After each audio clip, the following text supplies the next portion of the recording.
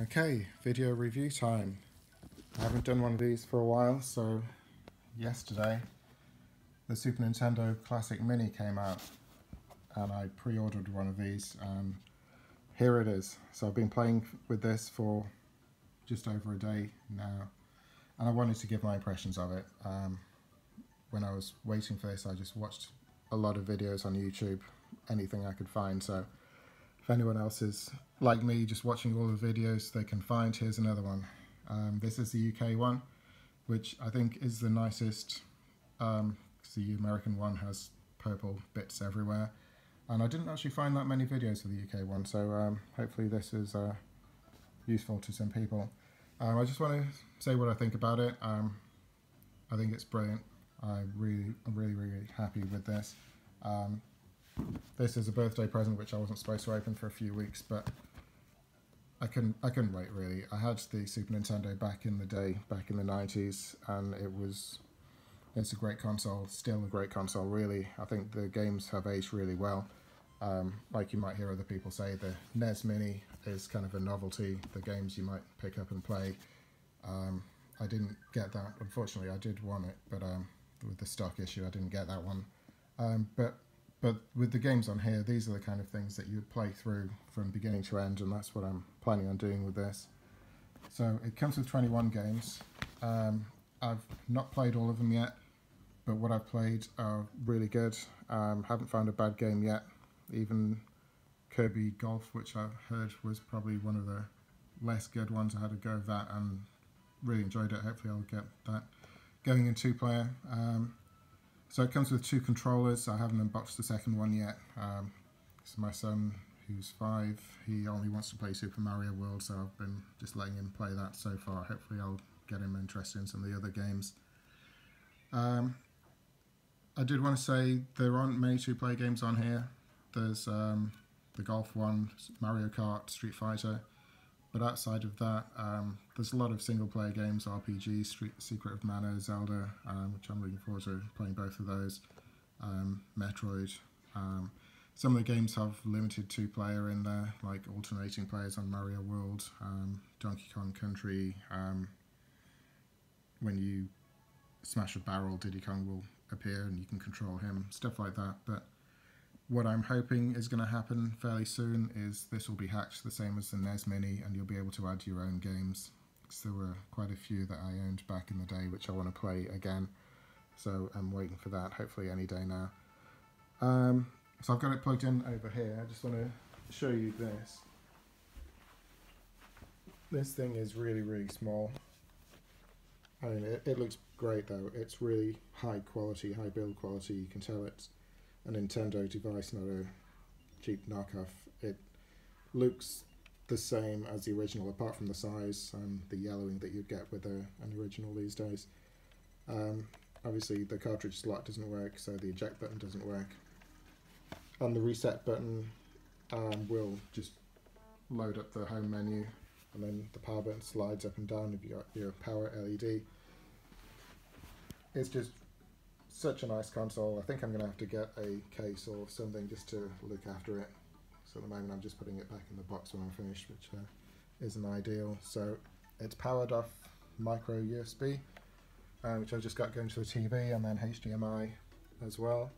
I did want to just say, in case anyone else has this issue, when I first plugged it in, I didn't get any picture on the TV. The light came on and nothing on the display. I plugged it into a different port and it was fine. So I think it was because I changed some settings on that port on the original one, because I was setting it up for the PS4 Pro and you had to enable HDR and configure some things. So I think if you do have an issue with no picture, try another port, or if you've got another TV, try that. So the controller cable I wanted to mention as well. I've got this extension cable because it's not very long. It's about 5 feet, the standard one, so I'd be able to get to about here really, if I was going to play, which is just not very comfy compared to the settee. So I've got this cable, which then reaches back here, so that's brilliant. I got that from Amazon for a few pounds. And this is the controller, which is, it's been a long time since I've played an original Super Nintendo. But as far as I can remember, this is how the controller felt. I know it is the same size and is supposed to be quite accurate from what I've heard. But it's really high quality as well. I really like the feel of the buttons and the colours, and it's just a great controller. It doesn't seem to have aged. I know people play analog controls a lot these days. Actually, the end of last night, I think my thumb had gone a little bit numb because I've been playing for so long. But it's a great controller.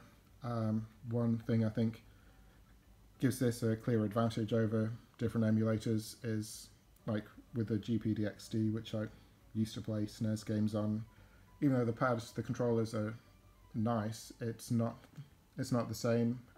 Like you might have on screen, it will say press A or B, and I think the A-B buttons are the other way around on the GPDXD, so it's just confusing. But it's nice to have the original thing, so you don't even need to look down if it comes up on the screen and has a picture of the SNES controller and shows you what the controls are. Then it just feels like you're playing the real thing instead of an emulator. So yeah, I'd definitely say this is the best way to play Super Nintendo games now.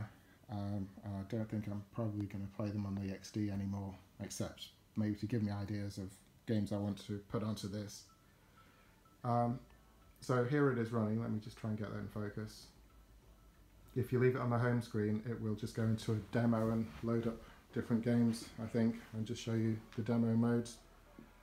I think the emulation is spot on this. Some games have had slowdown, but from what I gather, it's exactly the same amount as the original SNES would be, so that's really good. I'm quite happy with that. One thing I have noticed is how pixelated the graphics are. You don't really tell if you're sitting quite a distance away, but if you're quite close, because I think it was 240p, the original console, and I'm used to playing this on a handheld now. You don't really see the pixels then, but you can see now it is quite pixelated. Let me just wait for something to actually come on. Not the best example, let me just come out of that. But while I'm on this screen, so you've got the different video modes you can change here.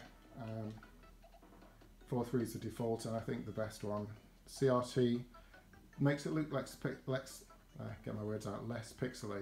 but it also makes the screen darker as well. I guess if you're sitting closer to it, that might be a better option. And then Pixel Perfect is a more square image, but it's a smaller image as well, so I'm finding this is the best one. The only thing to mention really are, I guess, the save states. You can come out of the game, save into one of these slots, and you can also rewind. I think it's 30 seconds or something, so you can redo actions if you want to. It's a nice feature, I guess. It's not something I'd probably use. I like to keep the sort of authentic experience and just use the saves that were originally designed, but it's nice to have that for convenience as well. So that is the Snes Classic. I know there are stock shortages at the moment, and they go for silly money on eBay, but hopefully they'll fix that problem, and I might consider getting a NES Mini once they resume production of those. And hopefully next year an N64 Mini. That would be nice. But yeah, brilliant console. I'm having a great time with this. There's still quite a few games I haven't played. Yeah, Star Fox 2 as well. It's quite a major feature of this, as it's an unreleased game previously. Haven't played it yet, I haven't unlocked it. You have to complete the first level of Star Fox 1 to unlock the second one, so I'll get stuck into that as well at some point. But because it's such a great authentic experience, I'm not just going to skim through the games like I tend to when I have complete ROM sets. I'm going to play these from beginning to end and really get the most out of them, so I'll see how far I get into Star Fox 1 before I start Star Fox 2. So there you go, that is the Snes Classic. I hope you've enjoyed looking at it. Such a nice console, really nice. Look at that, wow. I think I'm going to take this to bed tonight. There you go. Alright, cheers, bye.